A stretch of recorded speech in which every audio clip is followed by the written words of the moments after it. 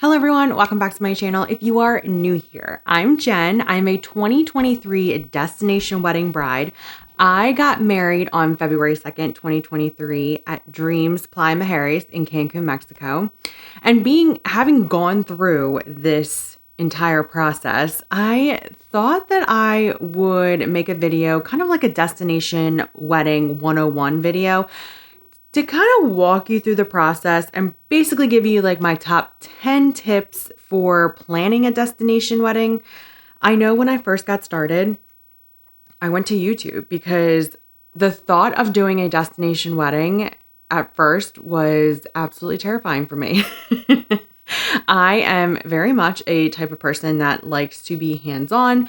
I had helped with so many weddings, whether it come from with decor, being in the bridal party, and while I wanted that, I also was engaged for, I want to say it was almost 6 or 7 years before I decided that I was going to finally plan a wedding. And I think it's because I had been through so many other weddings in the States that I just honestly was burnt out from it and didn't even know where to start. So when the thought of and the topic came up of a destination wedding, I really had to think about it, but ultimately, I'm so glad that I went with a destination wedding. And I will tell people 1,000 times over that if you are even thinking about planning a destination wedding, I 100% recommend doing it. It was such an easier process. And I know that it may seem daunting because you're dealing with a travel agent and you're dealing with guests and then complaints and this and that. But ultimately, at the end of the day, having seen other brides go through weddings in the States and then seeing what I went through with a destination wedding, I can 100% confidently say that my process was a lot easier, even with guest complaints. Because keep in mind, someone always has an opinion. Always. So I kind of wrote down some tips to help you with planning a destination wedding, with the first one being, why choose a destination wedding?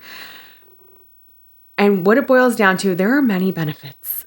One being that it's a lot cheaper to do it in Mexico or a destination wedding like Mexico than it is in the States. My wedding, all in all, yes, and I made a video breaking down exactly how much I spent, but my actual wedding package was $7,500, and that included 80 people. So $7,500. Now, granted, I definitely did add a bunch of things, but if I had gone straight, just basic package, it was $7,500 for my 54 guests. Now, I could have gone up to 80 guests.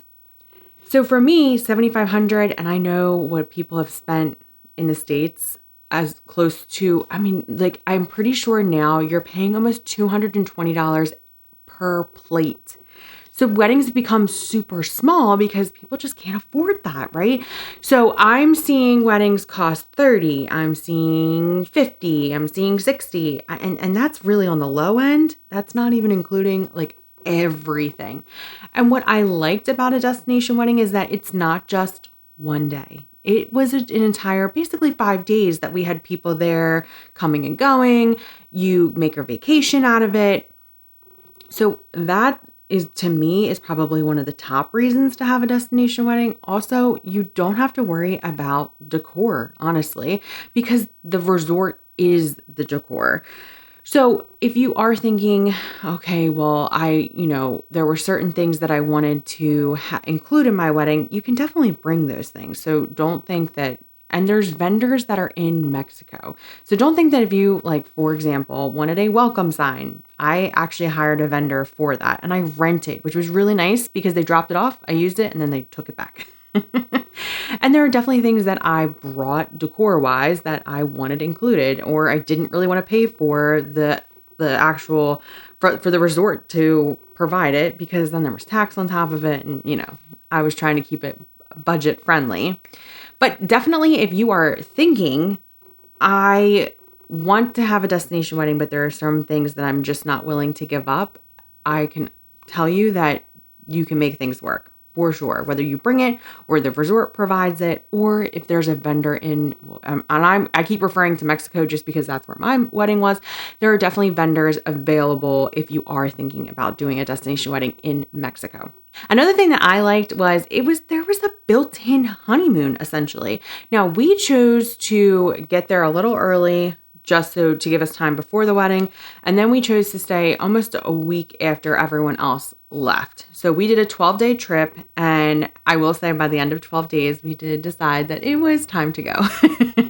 I missed my house, I missed my bed, and I missed my animals. So for us, I just felt that it was a built-in honeymoon. But I know some people will just do the destination wedding and maybe they'll fly to a different resort or they'll go to a different resort. Personally, for us, we just stayed at the same resort because Dreams and Secrets is a sister property, and we had essentially double the resort because you had double the bars, double the restaurants, and double the pools, honestly. Now, I know that currently Secrets is planning to basically be shut down for a little bit as they do construction on the resort, kind of like updating it. But I'm very excited to see what it looks like after the renovations are done. But if you are thinking about doing Dreams Playa Mujeres, especially in the future, what's really nice about this particular resort is the fact that you have 2 resorts in one.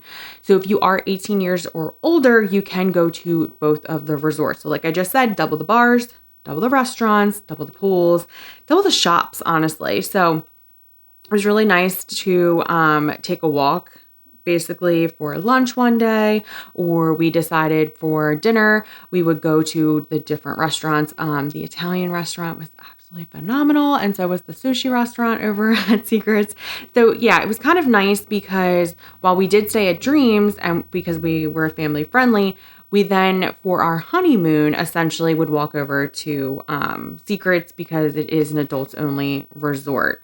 Not saying that I didn't like going to Dreams for dinner as well, because a lot of times, because it's an all-inclusive, you would get an appetizer at one restaurant, you could get a meal at another restaurant, you could get dessert at another restaurant, and it didn't really matter because essentially you already paid for it, right? It's all inclusive. So I definitely recommend doing that as well. Now, there are definitely pros and cons to having a destination wedding. So some of the cons being that you are planning things from afar. So if you are the type of person that needs to touch everything, a destination wedding might not be for you. Now, for me, I felt that the budget planner that the resort sent over was a nice starter planner, essentially.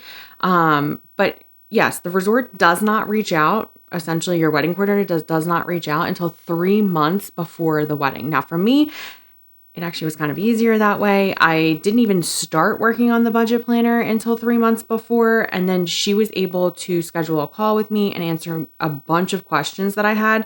But if you are the type of person that, you want to see everything, you can plan a visit beforehand. You could always go. I'm pretty sure they let you go a year ahead of time. So you could taste the food and you could see where you could get married, where you could have your rehearsal dinner, where you could have your cocktail hour, all of these different things. So if you are the type of person that needs to see those things, I would essentially plan a visit or look at other brides locations. I definitely utilize the Facebook group, YouTube, anything, Instagram, anything that I could do to see where people were getting married, what they were doing, what was in I talked to past brides. I had this one bride that reached out and she was so helpful. And here's the thing, if you have a question about Dreams Playa Mujeres or about Dreams, I guess in general, because I actually have had other people reach out about different things with the Dreams brand, I will try and help you as much as I can. I love trying to give you advice. And I love trying to be a helpful resource for you. So if you are thinking about doing Dreams Playa Mujeres, just comment down below, send me a DM on Instagram. I've had people find me on my real estate page. I've had many future brides reach out asking many different questions, or you can send me an email. I try and get back to all my emails. If I haven't responded to your email within a certain amount of days, please just email me again. I may have missed it, didn't realize I missed it. But yeah, I definitely try to be a resource for future brides. Okay, so number 2 is choosing the perfect destination. Now, for me, it made sense for Cancun because I live on the East Coast, so it was not a long plane ride. But the people that I have in my family that live on the West Coast, it was a longer plane ride for them. I did take into consideration both scenarios just because I knew I had some people living on the West Coast, but ultimately at the end of the day, it just made sense that the majority of the people that I had invited were on the East Coast, and it was only a 3-hour plane ride. So I do recommend doing an all-inclusive resort when you are planning a destination wedding. This way, you can explain to people that essentially they are paying for it up front and they don't have to worry about anything when they're there. They don't have to worry about food. They don't have to worry about drinks. My travel agent took care of the travel from the resort to the airport and the airport to the resort. So literally it's just show up. Now, obviously tip money, but really it was just, you've already paid for it. Enjoy this time. You don't have to worry about a single thing. You are literally waited on hand and foot, which is kind of weird for me, but choosing the destination that best works for you. Now, when I was first starting to look, Dreams came up and I just fell in love. There was another bride that was on here on YouTube and I thought I wanted exactly what she had. And I've actually heard that from a couple other brides that they literally have planned like almost the same wedding as me. And I love that. But choose whatever works for you. Do a ton of research. We have so many different tools that are available to us, whether it be Instagram, YouTube, TikTok, travel agents. Personally, I wish my travel agent would have given me a little bit more information about different resorts. Not saying that I 100% probably still would have gone with Dreams Climate Heritage just because I was kind of set on it as I reached out to her. But I just kind of wish that she would have had more information about each resort and been a little bit more been more of a resource for me rather than, well, what resort did you choose? And ultimately, this is why you'll hear me say later, like, choose your travel agent wisely. Try and find someone that is easy to get in touch with. Try and find someone that is personable and try and find someone that another bride has already used. While I know that everyone, has to start somewhere, I just kind of wish that I would have talked to past brides that had used her, to know what I was getting myself into essentially. Another thing to consider when you are thinking about the destination is budget friendly. So, for example, something that my travel agent actually did say to me was that all of these people are going to tell you that they're going to come, but as soon as it comes down to money, you're going to see people are going to back out. And that was so true because this is exactly what happened. I had so many people saying, oh, we're definitely going to come. And then as soon as it came down to money, I had quite a few people back out last minute. Now, that's kind of what comes with having a destination wedding. But at the same time, I tried to keep the cost low per couple because at the time I knew that plane tickets were kind of expensive. We were just coming out of COVID. I realized that a lot of people had lost their job during COVID.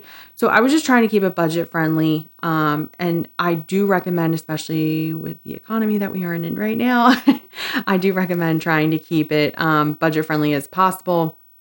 Not only for yourself, but also for your guests. So keep that in mind when you are choosing a destination. If you choose one that is really, really expensive, you may not have as many people come as you were originally planning for. And speaking of guests, number 3, my tip is guest management. So I would send your invitations out early. Do I recommend sending them out as early as I did? Now, my original thought process was I'm going to send out my save the dates early in hopes that this would give people time to budget essentially years in advance. And it did not work out that way. No, people waited to the absolute last second, and they just, I don't know if they forgot. I don't know if they just, people aren't really good at budgeting. And I had quite a few people back out at the last second because honestly, they just didn't budget, and it wasn't in their budget, and they couldn't do it. So the one con about having a destination wedding is that a lot of times people will back out for multiple reasons, whether that be that they can't afford it. They don't know what they're going to do with their animals. They don't know what they're going to do for their children. Even though I was a family-friendly resort, many of them just didn't want to bring their kids. So they don't know, how they're going to take off from their job. That was another thing that, because I'm a realtor, I didn't realize that people were going to have to take vacations for your wedding. And then when they get to and my wedding was in February. So when they get to the end of the year and we're in Christmas time and they realize that they don't have a lot of vacation left, I don't know why, but I felt guilty. It was so just keep that in mind, that there are some people that you want to come that ultimately won't. Whether it be some people just don't like to travel. They don't like planes. There's many different things and many different reasons why someone would not come. But that is just something to keep in mind when you are planning, is that it's going to be, there's going to be moments where you're I really wanted that person to come. But then on the flip side, there are people that you don't want to come, that if you had the wedding in the States, they would probably come. And then, that kind of works out. I think to me, that kind of equaled out a little bit. But yeah, for sure, keep in mind sending them out early. I do think that it allows people to plan. But at the same time, keep in mind that people sometimes will forget. So whether that be that you maybe have a Facebook group, or I know that my travel agent, it was set up where it was sending out reminders.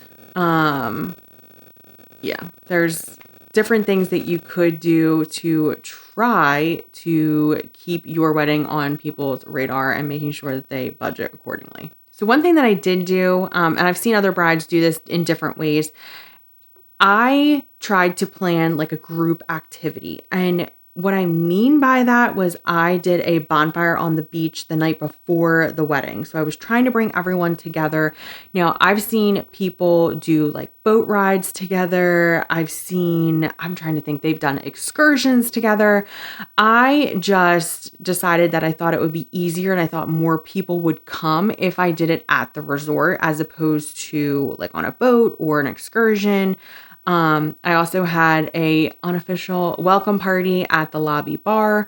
I was trying to help people plan, I didn't want to take up their entire vacation, but I was trying to plan little activities, where everyone could get together, that was already paid for. All they had to do was show up, essentially. I didn't do the boat just because, I get seasick, so I was not a fan of doing that. And I didn't know, I had some older people come to my wedding, so I didn't know how the excursions would go. So it was really just the bonfire on the beach was the easiest. But definitely if you are thinking about having a larger wedding, maybe thinking about planning some kind of activity together as a thank you for coming. And also helping your guests with travel arrangements. So like I said, I do recommend getting a travel agent. It took a lot off of my plate, kind of. Make sure you get a travel agent that actually answers questions in a timely manner.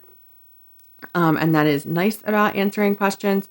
But I think that if you are helping your guests with travel arrangements, it would, it gives them a sense of you actually care that they're coming. They're taking time out of their schedule. They're also taking money out of their budget, to come to your destination wedding. So helping them with travel arrangements, whether that be booking flights or helping them with the website on how to book the hotel, or helping them with, hopefully if you have a travel agent, helping them with the travel from the airport to the resort. And also just trying to help, hype them up a little bit. That was super helpful for me as well. I would send out pictures of the resort. I would tag people on Facebook. I, would try and get people excited, honestly, to go to this resort. Anything that I could do to make people feel like we were super thankful that they were coming and trying to like hype up their, excitement for coming. Okay, so number 4 is hiring vendors, whether that be that you bring your own or you hire someone that is there. Now, when I was there, Dreams had an outside vendor fee, and I want to say it was like $150 per person. So keep that in mind when you are planning a destination wedding and the resort that you are choosing. You may want to check what the outside vendor fee is, or if you plan on using the vendors that are in-house. A lot of the stuff that I did was in-house. So the DJ was in-house, the photo booth was in-house, what else? The fire dancers, all of that. The wedding coordinator, she was in-house. The only things that I hired outside vendors for was hair and makeup, my photographer and videographer. And then, like I said, I did hire a vendor to drop off things. So it was a rental company. And then I also purchased things from her. So I got the maracas from her. I got the welcome sign from her. I think that's it. I think that's all I got. And then, some of the vendors you could bring yourself. Like if you have a photographer that you use at home and you are willing to pay for their stay, 100%, you could use a local vendor to you that you just pay for their trip instead of paying the vendor fee, because I'm pretty sure the outside vendor fee went up to, I think it was $300 per person, I want to say, which, that is a hefty fee to pay. Obviously, they want you to use their, referred vendors.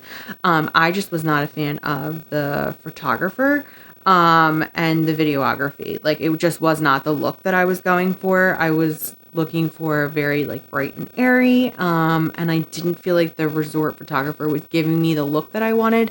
So essentially I just decided that I was going to pay the outside vendor fee. Same thing with the hair and makeup. I had seen pictures of people at the spa. And it was kind of hit and miss. Some people really, really love their stuff. Some people were very disappointed. And ultimately, I decided that an outside vendor was who I wanted to use, and I booked them months in advance. So, it's ultimately up to you at your personal preference. I definitely recommend doing research on if you're going to use an outside vendor, whether that be through, I booked everything through Instagram. It was just so much easier because Instagram, is a photo app and I could see everything. I could also see from past brides who they had used in the Facebook group as well. So just keep that in mind when you are thinking about whether to bring your own or use outside vendors or use what the resort offers you, doing an intense amount of research. And then if you are planning to go a year in advance, you could always do a makeup trial or a bride hair trial. I didn't do either. I was very trusting of the vendors that I chose. I think it's because I'd seen so many, like I said, I did hours and hours and hours of research.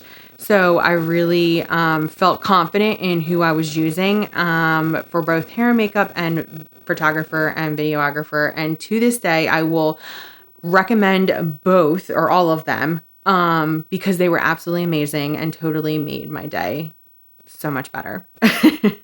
Number 5 is budgeting for a destination wedding. So there are things that, and I did a whole video, like I mentioned, breaking down everything that I spent for my destination wedding.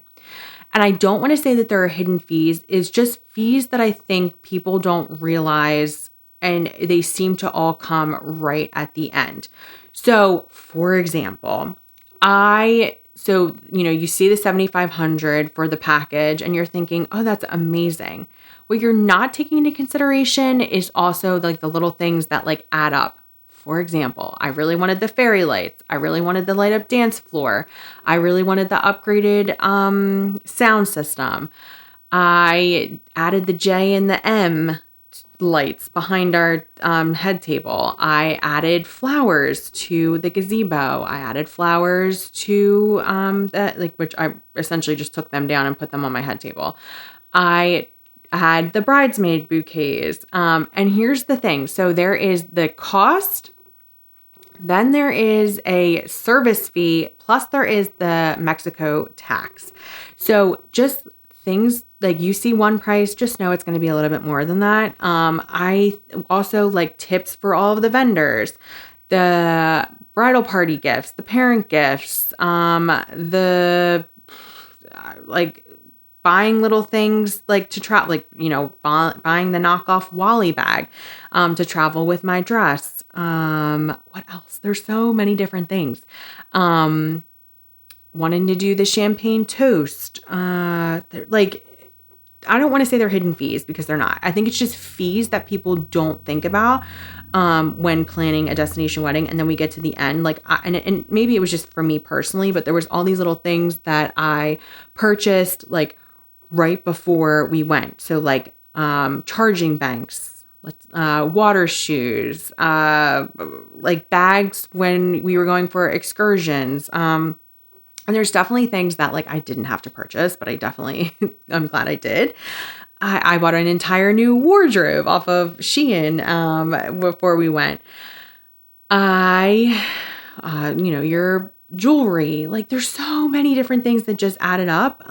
Making sure that we had tip money, like just know that, you know, what you see is a number, just start adding that up. And I think I'm actually going to start linking my budget planner, just because like, I didn't think of the little things, like stupid things. Like I knew we were going to go on excursion. So I wanted silicone rings so we weren't taking our brand new rings, like on an excursion, zip lining, many, many, many different things, that ultimately I didn't add up. And like, this is what I tell people now, like being through it. And, you know, there are a few family members that are planning a wedding right now. And I'm like, you don't realize how much money you're going to drop literally the week of the wedding and like the day of the wedding, the day before the wedding. I mean, like I wanted my bridal party to have little snacks so that no one was passing out at, you know, the altar. Like even though my wedding was at like 4:30 in the afternoon,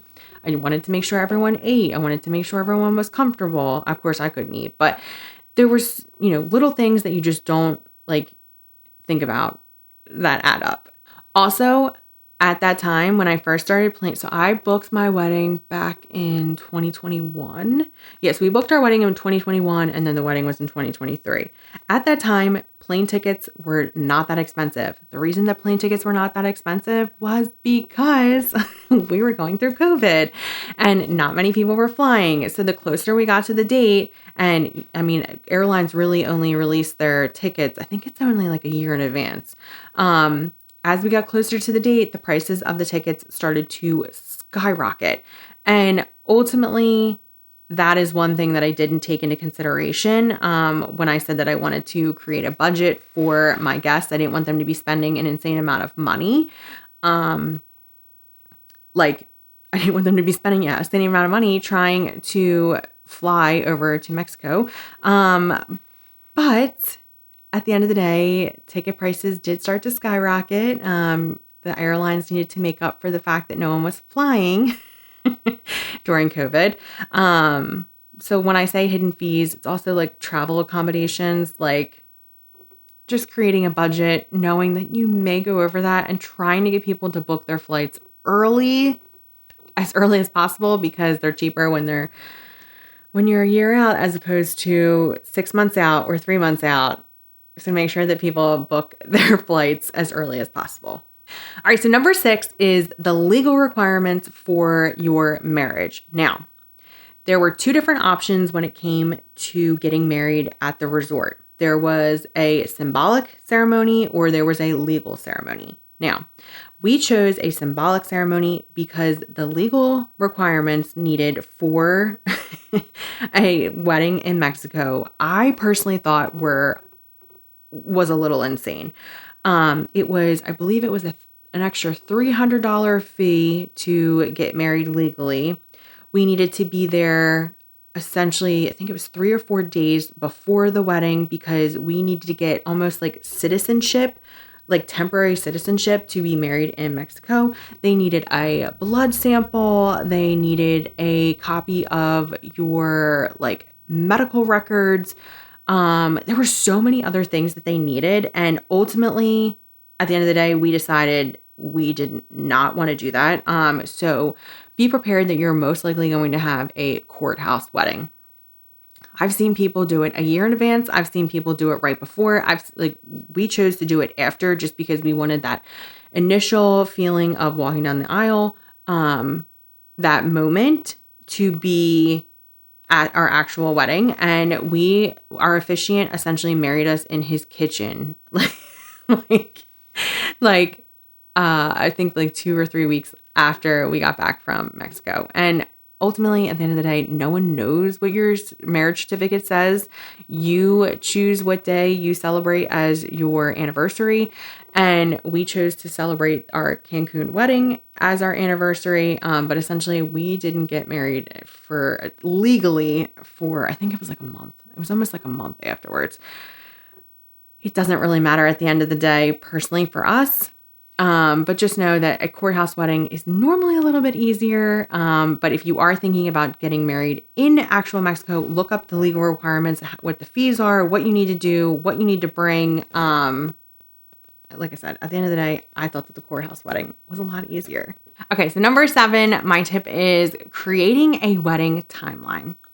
So, and I mean from start to end, meaning how far in advance you should send out your save the dates, how far in advance you should send out your invitations.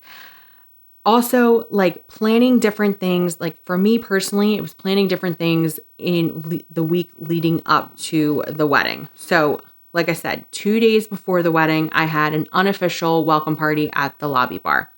The day before the wedding, we had our rehearsal dinner and we had the rehearsal. Plus, I planned the bonfire on the beach. Now, you could do something different. You could decide you were going to do an excursion or a boat ride the night before the wedding or after the wedding. And then ultimately, I also had a welcome letter that broke down exactly where guests needed to be for the day of the wedding, because I didn't want to be answering those questions. So I broke down where the ceremony was and what time, where the cocktail hour was and what time, where the actual reception was and what time, what we were doing after the reception, whether it be that you go to a nightclub. I really enjoyed the nightclub at Dreams as opposed to going to Secrets. And then just having an itinerary for people so that they know where they need to be so they're not bothering you on your wedding day was super, super helpful. I also, on this welcome letter, put exactly where they could find restaurants, that it was a Wi-Fi resort so they could hook up to the Wi-Fi. I even gave like a little Spanish lesson in case they wanted to talk to someone in Spanish. I really tried to think of every little thing that a guest would ask me during the resort and to just make their like stay a little bit more memorable, and also to kind of alleviate some stress off of you. And this way they could plan accordingly, their vacation as well as, being at the actual wedding and the events that we have leading up to the actual wedding. I also cannot stress to you enough how much Pinterest helped me. So I did not realize that my wedding coordinator was actually going to ask me for my Pinterest board. So I mean, everyone I feel like makes a Pinterest board back when they're like, 12? Like I can remember being in high school having a Pinterest board and it was all about my wedding. And I look back now and I'm like, I didn't do a single thing like that, like back when I was like in high school. But as we started, and when we really got serious about making a destination wedding, I actually started pinning as many things as I could, whether it be colors or things that I was looking at. And it was so helpful when we actually got to planning the destination wedding, because I was able to share it with my wedding coordinator and she was able to go through and see what I was looking for. So whether it be that I wanted to use the Bridesmaid flowers as centerpieces and what I wanted the monstera leaves to look like under it. And then what I wanted the candles to look like, what the table numbers, the colors that I wanted to use in my bridal bouquet and my bridesmaid bouquet. And when I say that she nailed it, she literally took my vision and did exactly what I had on my Pinterest board.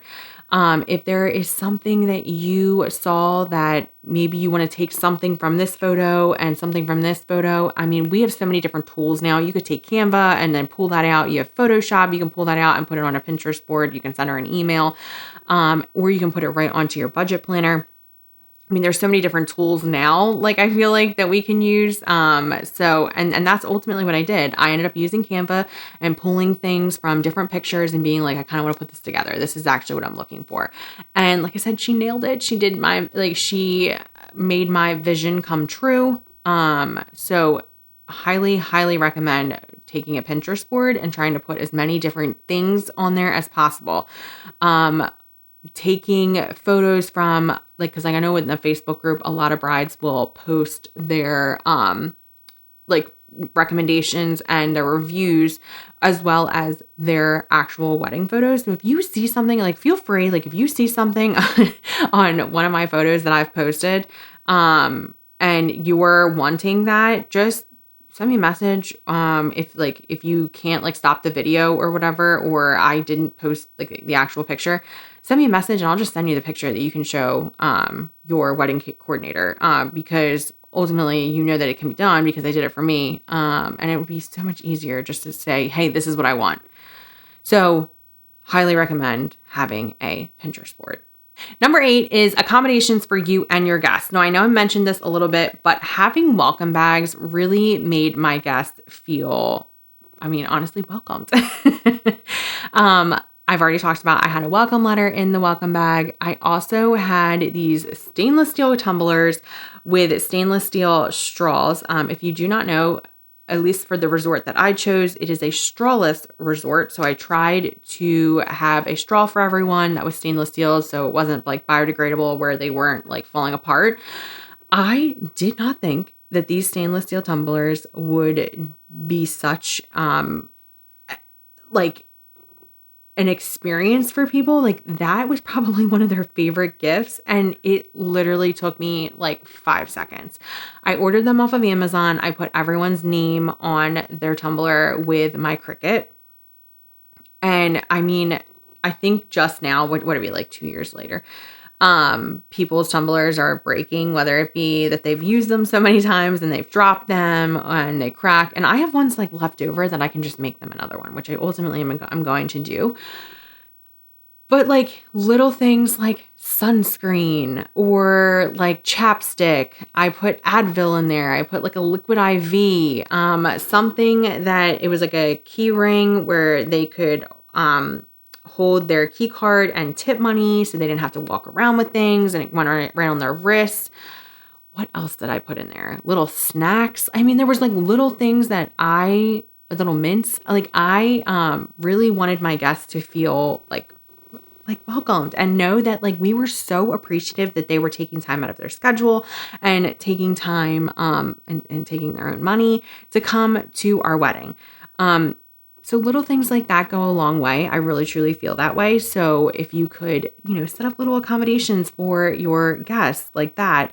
Also, and this was something that my travel agent did. I didn't do this myself, but my travel agent set up the ride from the airport to the resort and then from the resort to the airport. So just taking little things off of your stress level and just having that already done for you was super helpful, and it made my guests feel that they were in good hands, essentially, that I really we had thought of every single detail to make sure that they had the best time ever. And ultimately, if you do these little things, I really truly think that they're going to be talking about your wedding for years to come. We still talk about my wedding. Just the other day, my daughter's first birthday, I made a coffee and it was called Dolce. And if you have been to Dreams Palma Harris, you know that their ice cream store is called Dolce. And then I was like, oh, I'm trying to bring everyone back to Mexico, right? And it was just a good laugh. And it was just it brought you right back to where we were 2 years ago. where we wanted to be to where we really wanted to be right now.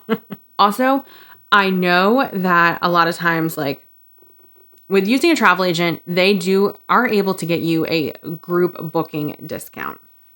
And this is something that I've seen two different ways. So I had some guests that booked outside of the group discount. Now they were military, so they were able to get a better or even the same discount, and it went towards like their military thing. So, I mean, it's fine.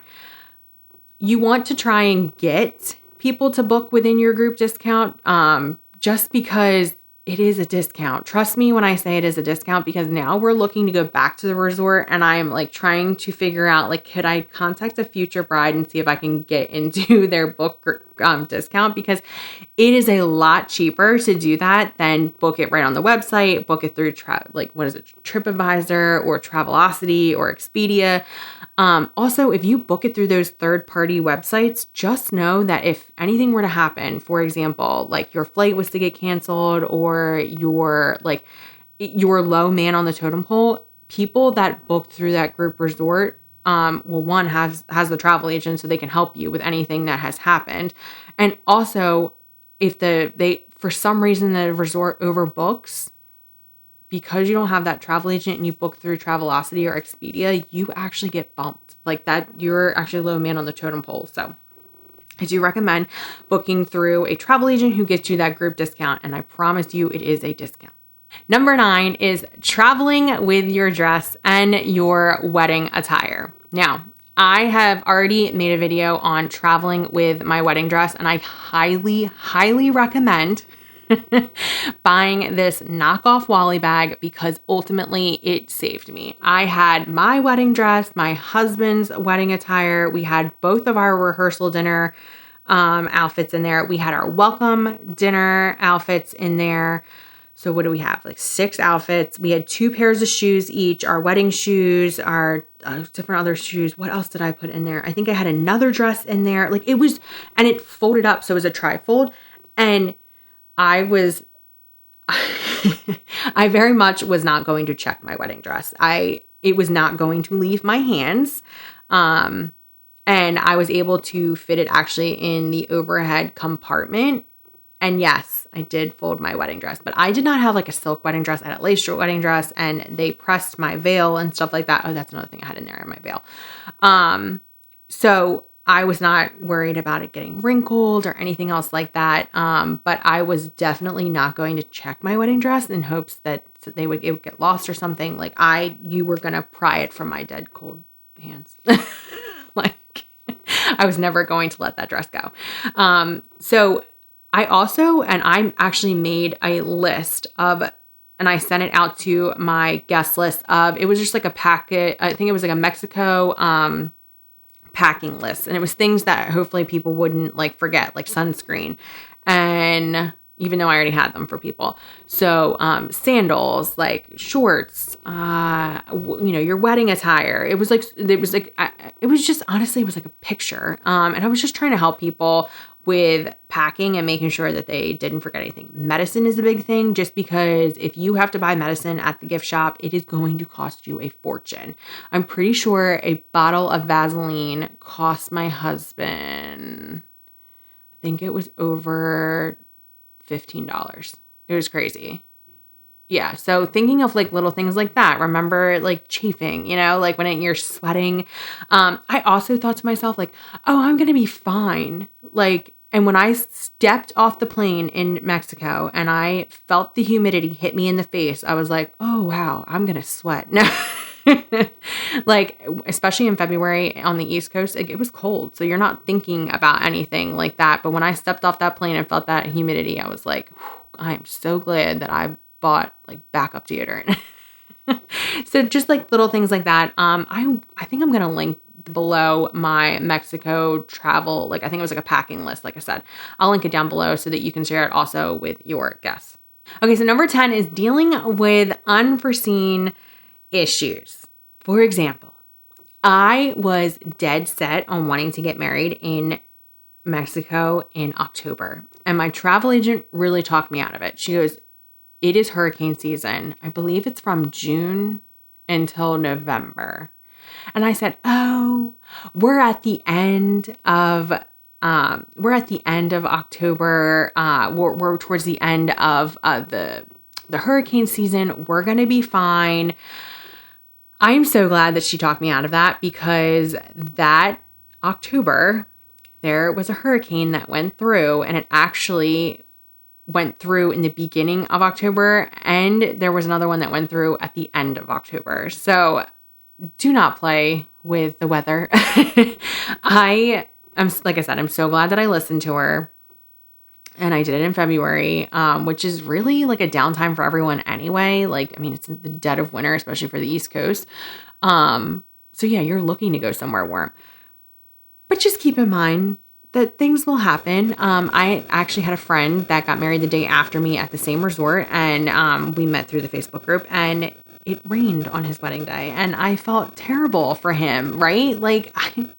So just dealing with unforeseen circumstances. If there is even a chance of rain, your wedding coordinator is going to come to you, and you are going to have to sign a waiver that basically says that you are taking responsibility. If it rains on the equipment and the equipment were to get damaged, you are ultimately on the line for paying for the replacement. Now, for my wedding, there was a 2% chance, and I said, I didn't bring everyone to Mexico to get married inside. So I signed the waiver, and it did not rain. But there are people that it downpours.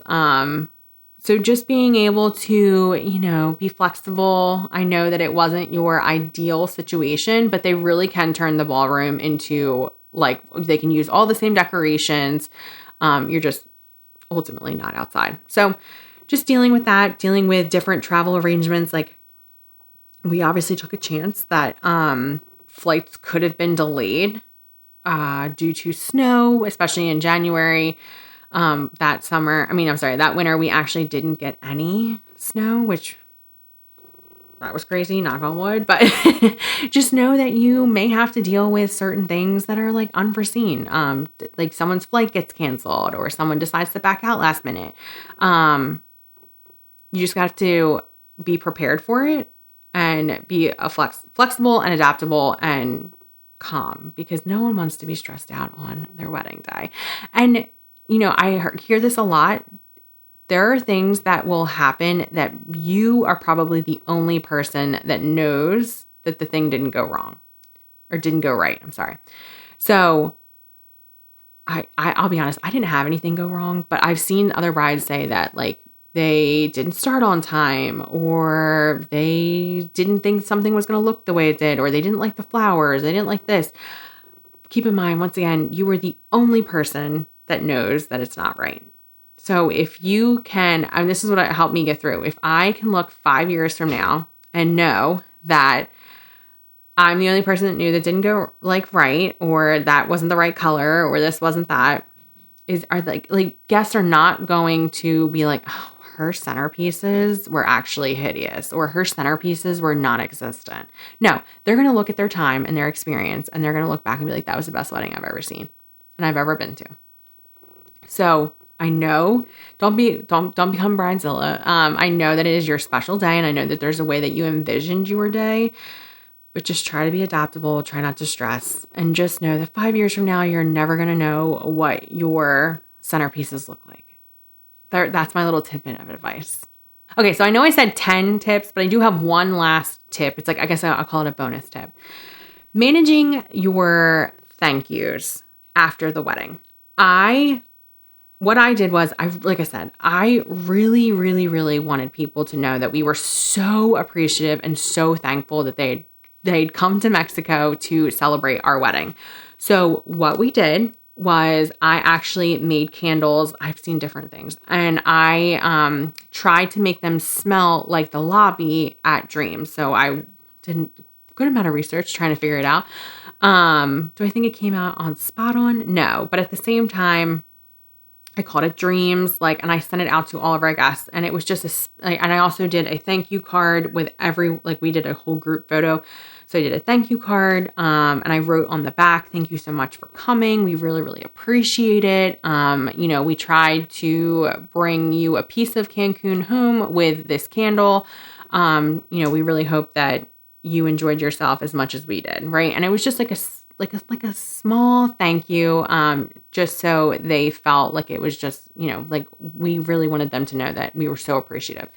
So just managing that when you get home, make sure that you thank your guests, whether, you do something like that, or maybe you have a party when you get back to thank them, just something that, makes them feel that you are appreciative, that they took time out of their busy schedule, spent money to come to your wedding. All right, so I think that about sums everything up. I know I just talked for like almost an hour. There are my top 10 tips, essentially. I'm hoping that helps you with planning your destination wedding, thinking about where are you going to have it, or making sure it's budget friendly, making sure that your guests feel appreciative, or feel appreciated, making the whole experience not into just the wedding, but also like a vacation for everyone, and, extending it for your honeymoon, because once again, it is also about you and your spouse, and just having the time of your life, keeping in mind that you are going to remember this day for literally the rest of your life. And if you are even thinking about having a destination wedding, I 1,000% recommend it. If you have any questions about what I just talked about, or about my resort, about the wedding, all of these things, comment down below. Make sure you subscribe to this channel so that you never miss a new video. You can send me an email. You can send me a DM on Instagram. There's many different ways to get in contact with me. I also have a real estate YouTube channel. So if there is something that, if you miss my email or anything else like that, there's plenty of ways to get in contact with me. I also have TikTok. I'm basically on all the social media platforms. Once again, I really hope this video helped. If it did, be sure to give me a thumbs up. Be sure to subscribe to the channel so that you never miss a new destination wedding video. Let me know what you want to see. Let me know your questions, comments, anything down below in the description or the comment section. And I will see you on the next video.